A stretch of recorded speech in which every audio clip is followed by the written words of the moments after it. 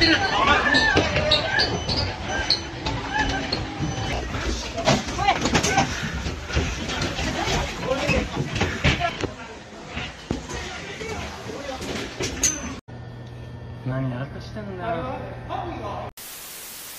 everything, thank you udah klik video ini dan selamat datang di Mr. Things. Apa kabar dunia?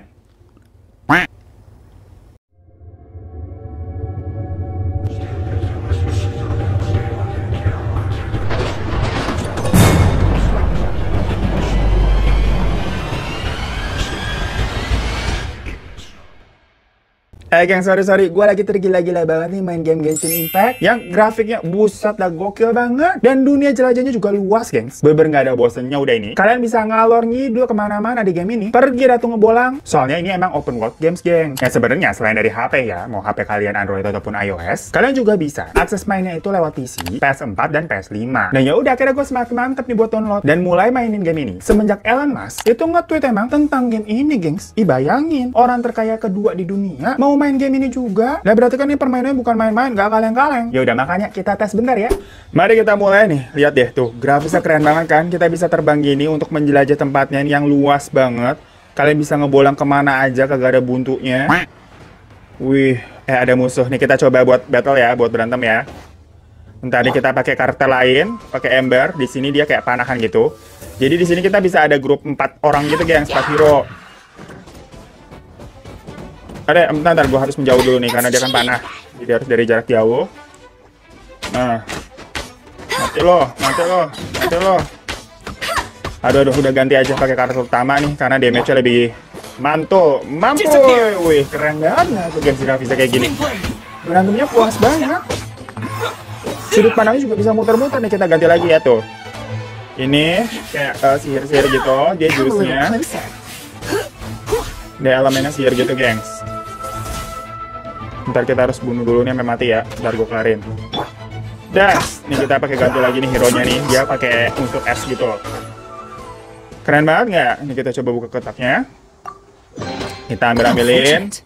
Oke, nah jadi dalam satu grup itu kan ada 4 nih. Masing-masing hero-nya tuh kayak mewakili elemen-elemen, gengs. Pokoknya totalnya sebenarnya ada 7 elemen, gengs. Tapi di sini gue baru dapetin 4 ya, gue masih newbie. Makanya nih gue pingin getol main biar bisa dapetin lebih banyak hero. Nah pokoknya di game ini kalian selesain aja kayak tugas-tugas yang diberikan gitu, gengs. Misalkan ini, yuk cari orang namanya Lini buat memberikan chicken mushroom. Nanti ada kompasnya tuh yang biru-biru nih. Kita ikutin aja udah pokoknya. Widih, jauh banget kan. Ini sih gokil banget, pemandangannya gokil. Wih. Asik banget main game ini, gengs. Ini nih, Silly nih, tuh. Ada target si biru-birunya nih. Kita ajak ngobrol deh. Jadi di sini juga bisa conversation sama kayak orang-orang karakter-karakter yang ada di dalam game ini, gengs. Sip, teksnya berhasil. Kita coba lagi ke tugas selanjutnya. Udah cari-cari tugas gitu aja, gengs. Dan ikutin si kompas birunya ini deh. Nah, seru banget kan gamesnya? Apalagi baru launching tuh kemarin. Updatean terbaru versi 2.2 atau 2.2 gitu Inggrisnya. Yang Into the Perilous Labyrinth of Foe. Dimana di situ banyak tempat-tempat baru dan hero-hero baru yang keren-keren banget, sumpah. Duh, harus getol banget nih gua main ini biar bisa dapetin si Thoma. Buruan deh, langsung aja download. Yang biasa, linknya ada di bawah. Dan jangan lupa pakai redeem code ini ya. Nah, pokoknya buat info-info selengkapnya, kalian cek aja di deskripsi di bawah. Hai gengs, gimana Halloween kemarin? Seru nggak? Ya kalau gue mau Halloween, mau hari biasa begitu. Kalau udah malam mak jatuhnya rebahan aja udah. Sambil nonton Nomad kemarin kan special Halloween. Udah pada nonton belum? Ih seru banget itu filmnya Terserem 2021.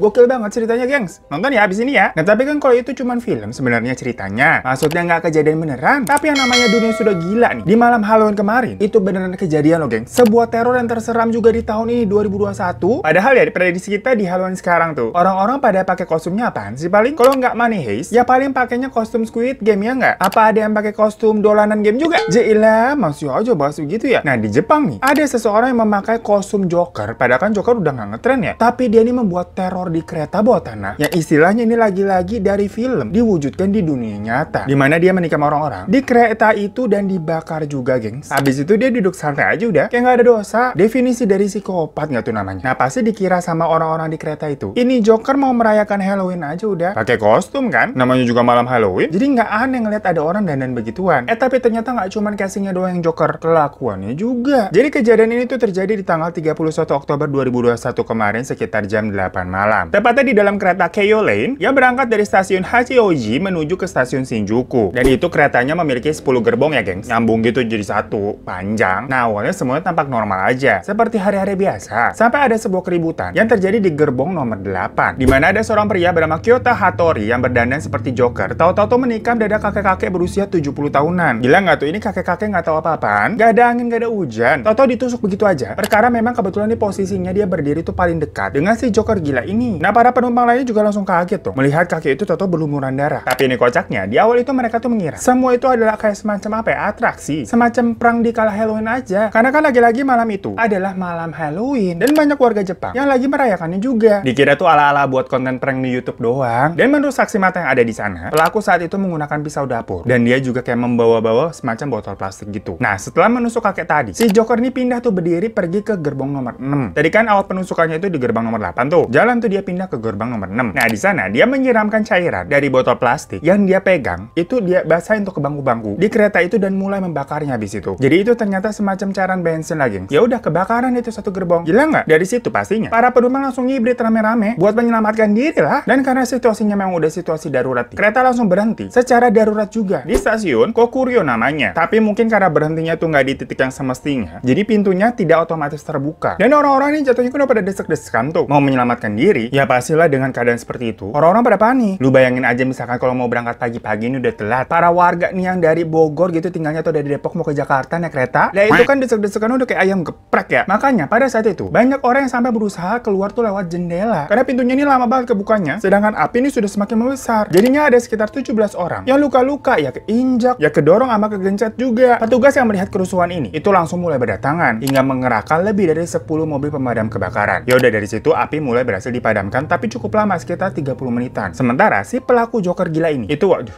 bersarap nih geng. Dia duduk aja gitu dengan tenang sambil tangannya ngerokok. Yang lain padahal satu kereta udah pada ngibrit keluar. Lah dia nyebat di dalam kereta dengan kostum tuh warna ungu yang nyentrek banget. Polisi yang melihat hal itu dari luar sebenarnya udah jaga-jaga nih, udah bawa senjata. Karena kan kelihatannya tuh auranya ini orang psikopat banget, takut. Pas mau ditangkap, ternyata nggak ada perlawanan sama sekali dari si Joker ini. Kayak emang udah minta ditangkap aja, udah caper, gengs. Dan di situ dia mengakui kepada polisi kalau dia memang sengaja mau membunuh orang secara random nih biar dapat hukuman mati. Lah aneh banget nggak? Jangan kita, polisinya juga pada bingung. Apa kabar dunia? Emang udah gila. Dia katanya juga telah mengaku memikirkan rencana membuat teror di kereta bawah tanah itu sejak bulan Juni lalu. Malah katanya dia sangat menyesal nih karena gagal tadi tuh bunuh satu kakek-kakek doang. Jadi pada akhirnya si kakek itu ternyata kritis, gengs. Nggak sampai meninggal sih, alhamdulillah. Tapi katanya malah dia menyesal, harusnya mati tuh kakek. Dan setelah ditelusuri, ternyata Kyota Hattori ini tuh sebelumnya memiliki masalah putus cinta dan dipecat dari tempat kerjanya. Jadi udah putus cinta, dipecat juga, udah double kill itu. Masalahnya sampai dia jadi stres kali ya. Terus dia nonton film Joker, mungkin mengagumi dia memang sosok Joker itu. Jadilah terinspirasi. Terus direalisasikan lah di malam Halloween biar lebih mencekam. Wah, aneh banget, serem banget, gengs. Tapi ya, sebenarnya kasus-kasus serem di malam Halloween kayak gini, itu ternyata juga banyak kejadian, gengs. Padahal kan maksudnya kalau Halloween itu yang serem hantu ya. Tapi kayak ini malah sereman manusia. Dimana ada sebuah kasus pembunuhan di malam Halloween juga yang melibatkan kereta pernah terjadi tuh di Amerika. Waktu itu ada seorang anak yang bunuh diri dengan menabrakkan dirinya sendiri ke kereta setelah memenggal kepala ibunya. Nah ini kejadiannya hampir sama, gengs. Kayak cerita tadi tuh, dimana awalnya dikira itu semua cuman prank di Halloween doang. Di sini ada seorang anak bernama Derek Ward yang berusia 35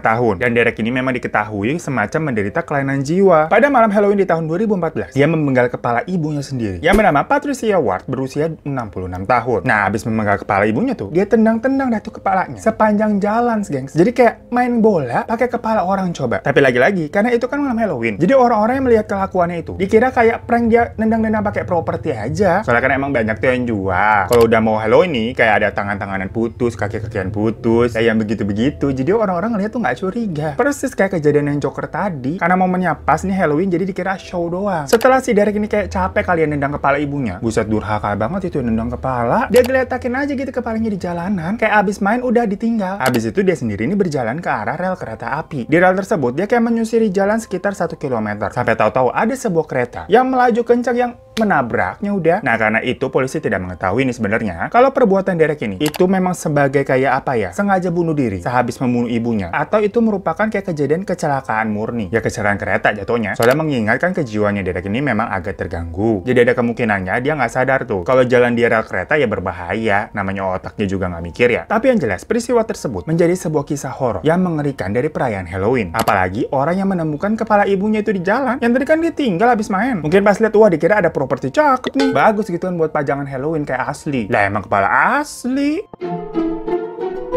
Nah gengs, kalau tadi kan cerita ada seorang anak yang durhaka kepada orang tuanya tuh di malam Halloween. Kasus selanjutnya ini itu kebalikannya gengs. Ini orang tua yang durhaka ke anaknya sendiri dia malam Halloween juga. Kalian tahu kan kalau Halloween itu identik dengan namanya trick or treat, ya semacam minta-minta permen gitu kan ke tetangga-tetangga. Nah momen itulah yang akhirnya digunakan sama sang ayah buat meracuni anaknya sendiri dengan ngasih permen yang dia kasih cyanida. Dan kasus ini memang menjadi salah satu kasus teror Halloween yang paling terkenal dengan istilah Candyman. Jadi si Candyman ini tuh sendiri bernama Ronald Clark O'Brien. Nah Ronald sendiri adalah seorang ayah yang mempunyai anak bernama Timothy. Nah, ayahnya ini ternyata tuh depresi karena memiliki hutang yang menumpuk dan selalu dikejar-kejar sama debt collector. Beberapa minggu sebelum malam Halloween, dia mendaftarkan anaknya itu untuk ikut asuransi jiwa, gengs. Yang mana kalau asuransi jiwa itu sebetulnya digunakan untuk memproteksi jaga-jaga nih kalau kita atau keluarga terdekat sewaktu-waktu meninggal. Dan nanti dananya ini bisa cair diturunkan kepada keluarga yang masih hidup, jadi semacam warisan lah. Tapi biasanya yang ikut asuransi jiwa itu kan kebanyakan orang-orang yang udah berumur ya, udah lansia, karena yang namanya umur semakin tua itu kan memang semakin dekat dengan Maha Pencipta, tinggal nunggu waktu aja gitu istilahnya. Nah tapi kalau si Ronald ini, si bapaknya itu kok tahu mendaftarkan anaknya masih kecil-kecil banget buat ikutan asuransi jiwa ini dengan jumlah yang besar. Maksudnya walaupun umur siapa yang tahu juga ya, tapi kalau anak-anaknya ini kan masih dilihat kecil-kecil masih sehat-sehat juga, nggak umum aja kalau udah diikutin asuransi jiwa. Biasanya kalau gitu-gitu ya kita lah ikutnya asuransi kesehatan kan, kalau nanti butuh dirawat di rumah sakit. Abisnya bener aja loh, setelah udah didaftarkan tuh saat malam Halloween anaknya itu meninggal, gengs. Dan setelah diselidiki penyebabnya adalah sebuah permen yang mengandung potasium cyanida. Sebenarnya kasus ini agak cukup panjang ya, gengs. Untuk menemukan siapa pelakunya mengingat anaknya ini, itu mendapatkan permennya dari semua orang, dari tetangga-tetangga satu-satu disamperin. Kan lagi trick or treat ceritanya. Dan sewaktu polisi menyelidiki kasus ini pun, permen tersebut juga dimiliki sama anak-anak tetangga lain. Jadi istilahnya memang di sini ada oknum nih yang memberikan permen tersebut kepada anak-anak. Lain halnya kalau Timothy aja yang dapat gitu, itu malah langsung bisa dicurigai orang terdekat pelakunya. Tapi ternyata kandungan yang terdapat pada permen buat anak tetangga-tetangga lainnya itu memang berbeda, gengs, alias cyanidanya itu lebih sedikit. Jadinya lain pas makan pada kejang-kejang sama muntah-muntah aja. Dari situ pokoknya ditelusuri dari mana nih permennya berasal. Pokoknya masing-masing permen tuh sampai di track satu-satu. Kayak misalkan ini dapat permen milik kita dari tetangga mana, terus ini dapat ada nih permen jagoan neon dari rumah mana nih, kayak gitu, gengs. Sampai akhirnya ya udah diketahui kalau permen yang mengandung cyanida ini itu berasal dari rumahnya si Robert. Ya udah ditangkap dia. Alasannya tadi ingin mencairkan uang asuransi jiwa anaknya buat nutupin hutang-hutangnya dia. Nah gila ya, yang ngutang siapa, yang suruh bayar siapa? Emangnya utang negara?